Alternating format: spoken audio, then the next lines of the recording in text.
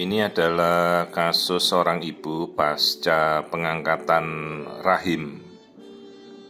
Jadi beberapa bulan yang lalu si ibu ini pasien kebetulan dari Cilegon ya, melahirkan dengan sesar namun perdarahan dan diputuskan oleh dokternya sejawat mengangkat rahim. Dan ini pasiennya kebetulan ingin tahu sebenarnya yang tersisa dari organ reproduksinya apa saja karena dia tidak mendapat penjelasan. Akhirnya dia datang, hari ini kita periksa. Ini yang saya lihat mulut rahimnya masih ada. Jadi istilahnya tuh jadi rahimnya tuh hanya diangkat subtotal ya, jadi bukan seluruhnya diangkat. Karena kalau total semua mulut rahimnya diangkat.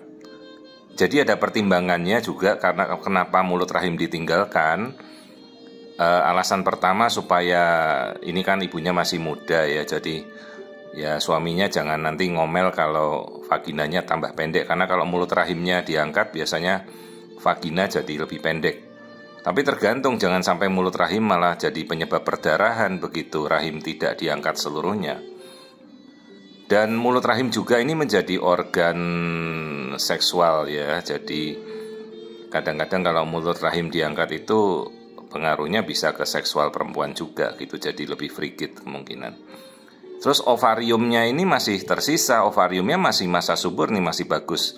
Jadi kalau masih tersisa mulut rahim, dijelaskan juga kadang-kadang kalau pada masanya dia haid nanti, meskipun sudah tidak bisa keluar haid kan rahimnya sudah tidak ada, kadang-kadang ada keluar flek-flek darah ya, wajar. Juga pada masa subur itu jadi cenderung becek karena mulut rahimnya kan mengeluarkan lendir juga ya. Jadi ovarium masih subur, masih bagus supaya si ibu ini tidak masuk ke menopause cepat gitu ya. Jadi itu pertimbangannya. Kemudian karena dia masih punya mulut rahim, jadi dia juga harus pap smear setiap tahun. Karena mulut rahim kan berdiri sendiri, bisa saja bisa menjadi macam-macam kelak, seperti kanker serviks. Jadi tetap wajib pap smear harus setiap tahun. Ya, kalau kontrol kandungan ya kontrol melihat indung telur, karena indung telur kan masih bisa menjadi kista, bisa menjadi macam-macam juga ya. Jadi ini ovariumnya masih ada, jadi si ibu diupayakan supaya tidak masuk ke fase menopause gitu maksudnya. Jadi ini pasca pengangkatan rahim, mulut rahimnya masih ada. Jadi untungnya jadi vagina tidak pendek karena mulut rahim masih utuh. Jadi faktor-faktor reproduksinya masih normal, kecuali dia tidak bisa haid lagi karena sudah tidak ada rahim ya. Beda kalau rahim seluruhnya diangkat, termasuk mulut rahim, dia nggak punya mulut rahim lagi, jadi nggak perlu pap smear.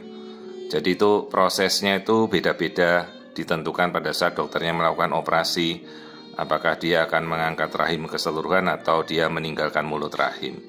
Jadi itu kebijakan masing-masing pada saat tindakan operasinya.